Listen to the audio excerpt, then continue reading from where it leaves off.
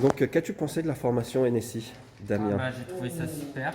Je connaissais presque pas d'informatique. Je n'avais jamais vraiment codé, notamment en Python, avant de démarrer. Attends, tu veux dire qu'arrivé en première, tu n'avais jamais fait de Python? J'avais jamais fait de Python. Les seuls programmes que j'avais fait, c'était un peu de Scratch en cours de maths et un petit concours d'algorithmique. Ma prof de maths au collège m'avait proposé de faire. Mais ça m'avait intéressé et j'avais envie de me lancer là-dedans. Donc j'y suis allé un peu sans vraiment en connaître et vraiment ça a été une super expérience. L'un des meilleurs choix de ces 2 dernières années d'avoir pris ça. Ok. C'était quoi ta deuxième spécialité? Mathématiques. Maths et NSI. Ok, très bien. Bon, bah, on peut voir que l'évolution que tu as eue entre la première, tu me dis que tu n'as vraiment jamais fait de Python. Parce qu'il y en a quelques-uns qui en avaient déjà fait un petit peu, mais bon, c'est vrai qu'en première, on commence vraiment avec les bases, parce que la plupart des élèves qui arrivent n'ont jamais fait de Python. Et quand on voit ce que tu as pu faire arriver en fin de terminale, au bout de 2 ans, bah, c'est plutôt impressionnant parce que là, tu as dépassé le niveau, tu as largement dépassé le niveau de terminale. On arrive à un niveau vraiment bac plus 2, voire plus. Et as-tu eu le retour de Parcoursup pour ce que tu fais l'année prochaine? Oui, donc j'ai été admis à l'INSA de Lyon. Donc je vais du coup faire 2 ans de prépa intégrée à l'INSA de Lyon et après j'espère pouvoir intégrer le département d'informatique pour devenir ingénieur en informatique. Ah, donc tu restes là-dedans? Oui, clairement, ça me passionne. Ok, super, super. T'as quelque chose à rajouter? Non, C'est pas bon. spécialement. Merci Damien. Donc là, on va voir le projet de Damien qui nous a fait un projet que les enseignants avaient demandé, hein. Donc, tu peux nous expliquer un petit peu peut-être toi? Alors, donc le but de ce projet, c'était de créer un site internet pour pouvoir créer des QCM pour entraîner les élèves de première année à passer leur épreuve qu'ils ont en fin d'année, qui est donc un QCM. Donc ce site permet de gérer notamment les différents profils de chaque élève, de pouvoir créer des QCM en ligne et toute la gestion de ces QCM à la fois pour les professeurs et les élèves. Donc la page principale à laquelle on arrive, c'est donc la page de connexion. Donc ici, je viens de réinitialiser les bases de données, donc il n'y a qu'un seul profil qui est disponible, le profil administrateur. Ouais.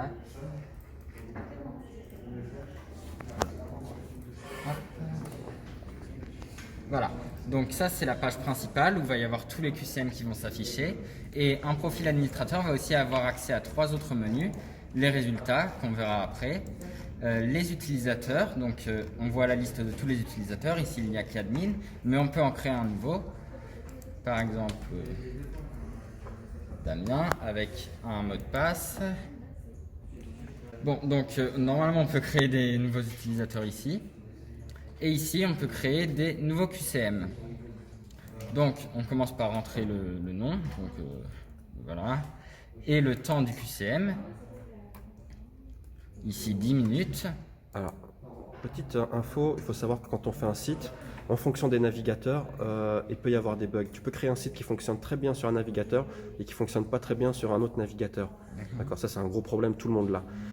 Donc, une fois qu'on a créé le QCM, on ne peut pas le rendre accessible aux élèves tout de suite. Il faut soit l'éditer, soit le supprimer, mais là, c'est pas très utile. Donc, si on choisit de l'éditer, on arrive sur cette page où on peut créer de nouvelles questions. Donc là, rapidement, une question 1 avec une réponse vraie et 3 réponses fausses. On va rentrer ici. Et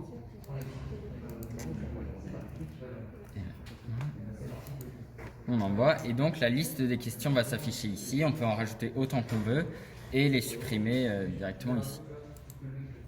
Ensuite, à partir du moment où il y a au moins une question qui est rentrée dans la base de données, on peut rendre accessible le QCM simplement en cliquant ici et à partir de ce moment-là, tous les élèves vont pouvoir le démarrer ici. Donc si on le démarre, on va avoir la liste des questions toutes les questions qui vont progressivement s'afficher avec dans le désordre et les réponses sont rangées aussi aléatoirement. Ok, donc d'un PC à l'autre, il est comme ça, en fait, ça empêche que le copain regarde l'écran d'à côté. C'est ça. Parce que ici, on a eu la question 1 en premier, mais s'il y avait eu 10 questions, on aurait peut-être commencé par la question 3 et les réponses sont rangées dans le désordre. Ok, bon bah pour les élèves de première, là, vous pouvez Merci à Damien d'avoir sécurisé le site et d'empêcher ce type de fraude. Donc on peut rentrer notre réponse, cliquer sur suivant et normalement on arrive à la question d'après. Ici on n'a mis qu'une seule question, donc on arrive directement à la page finale. Donc il y a la liste des questions qu'on peut sélectionner pour revenir sur une question et changer notre réponse. Ou alors si on pense qu'on a terminé, on peut directement quitter le QCM. Et donc on obtient maintenant le résultat du test et on voit que j'ai rentré la bonne réponse, donc j'ai eu 3 points sur 3. Et maintenant, si on retourne dans les résultats, on a tous les QCM qui ont été répondus avec le nom de l'élève et la note. Ok, donc tu as gardé le principe plus 3, moins 1, 0. C'est ça. Ok, super. Et bien sûr, on peut se déconnecter. Donc là, ça ressemble un petit peu à du Bootstrap, non? Oui, j'ai utilisé Bootstrap pour qu'il soit responsive. Donc si on... ça doit être ça pour réduire la page. Donc, on va juste montrer c'est quoi. Si on réduit, on va pouvoir avoir tous les icônes qui sont en haut qui vont se mettre dans une barre comme ça. Ok, donc le menu qui se redimensionne automatiquement en fonction de la taille de l'écran. Donc voilà. C'est ça. Ok, super. Hein, Et bon pareil, boulot. les tableaux sont aussi responsives. Si jamais l'écran est trop petit pour afficher toutes les données dans le tableau, on va pouvoir naviguer directement dans le tableau sans que ça agrandisse la page. Donc en fait, on peut l'utiliser aussi avec un téléphone portable. C'est ça, ça passe très bien sur un téléphone, j'ai essayé. Ok, super, super, super. Et bah très bien. Est-ce qu'on peut passer, regarder un petit peu comment c'est fait le moteur? Tu utilisais quoi déjà pour commencer? Donc là, ça se voit qu'il y a plusieurs langages. Donc du coup, tout le site est fait en Python. Et après, au niveau des pages internet, j'ai juste utilisé du HTML avec un peu de Python dans le code HTML en utilisant Jinja pour afficher des variables, faire quelques boucles dans le code. HTML, CSS, JavaScript. C'est ça. Après, j'ai pas codé de JavaScript. J'ai T'as fait un repris tout les petit peu librairies. de, Ouais. de CSS, mais globalement, j'ai juste utilisé Bootstrap pour tout ce qui était visuel, mais j'ai juste fait du HTML et du Python. Et tu as utilisé une base de données. Oui, bien sûr. j'en ai Donc même du SQL 4. aussi. Oui, bien sûr, du SQL. Ok. Donc en fait, tout est enregistré dans une base de données. Voilà. Donc là, on va faire une analyse du code que tu as réalisé. Voilà, avec Visual Studio Code. Donc là, c'est le main, donc le fichier principal qu'on exécute. Oula. Tac. Donc c'est le fichier qui contient toutes les pages web, le code principal des pages web, et qui va gérer l'ensemble de l'activité du site. Donc au départ, bien sûr, j'importe toutes les librairies que j'ai besoin, tous les modules. Et donc, on va avoir une fonction par page web disponible. Il y en a même un peu plus que les pages web qu'on voit parce que j'ai créé des pages web mais auxquelles on ne peut pas réellement accéder. Par exemple, pour supprimer un utilisateur, on va en fait être redirigé vers une page web mais qui ne va pas renvoyer de HTML, qui va juste supprimer l'utilisateur en question et nous rediriger vers la page des utilisateurs. Donc la base de chaque page, ça va être une première ligne qui va spécifier où est-ce que dans le site on va retrouver cette page. Donc en l'occurrence, là c'est la page supprimer question. Les méthodes qui vont être utilisées pour y accéder et ensuite l'intégralité du code qui va être exécuté avant de lancer la page. Ok. Voilà. J'ai souris. Donc, comme ça, on va pouvoir créer toutes les pages qui nous intéressent. Ici, c'est la page de suppression d'utilisateur. Donc, on vérifie bien dans toutes les bases de données pour supprimer toutes les informations qu'il nous faut. Et on redirige vers la page de l'utilisateur. Et on va faire ça pour toutes les pages. Et à la fin, ici, on a l'application, du coup, le site web qu'on exécute pour pouvoir le voir. Ok. Flask, hein. Flask, J'ai c'est pas ça. vu au début. Et j'utilise Flask Login pour gérer les sessions, pour éviter de m'embêter à gérer moi-même les cookies. Ok, super. Super. Tu as tout programmé en Python et toutes tes données sont enregistrées dans une base de données. Utilisation de la base de données SQLite. C'est ça. On peut voir, on a vu défiler tout à l'heure un petit peu les insertions et tout ça. Voilà, là il y en a encore. Ok. Ok, bah très bien, super. Super.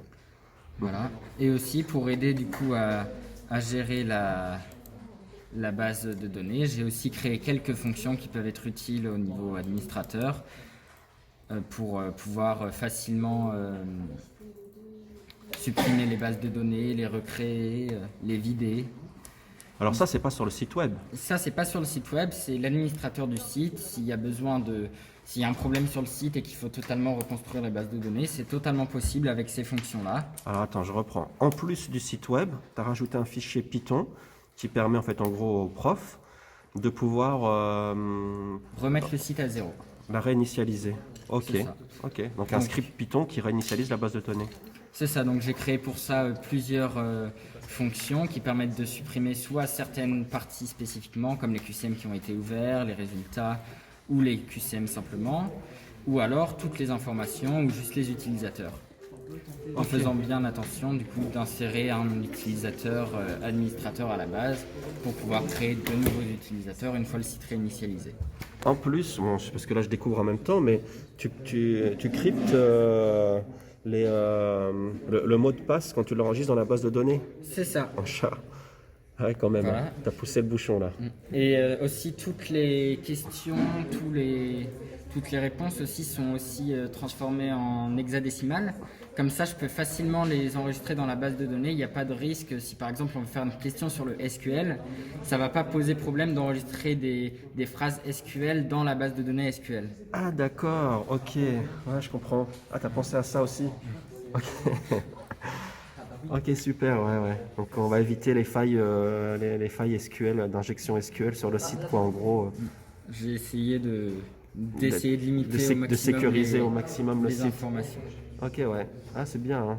Bon bah on peut dire que pour moi t'as largement dépassé ce qui était demandé, hein, parce qu'à la base c'était demandé c'était un petit site assez simple avec quelques QCM. Hein. D'autres étudiants ont travaillé sur ce même projet, et puis les vidéos seront donc aussi pour pouvoir comparer. Mais là, tu as été beaucoup plus loin quand même. Hein. Déjà, le site responsive, toutes les options qui ont été rajoutées, toutes les sécurités ajoutées, le cryptage de certaines informations, l'encodage en hexa des données dans la base de données pour pas qu'il y ait de failles de sécurité avec la base de données SQL. Ok, c'est très complet, hein. On peut le vendre.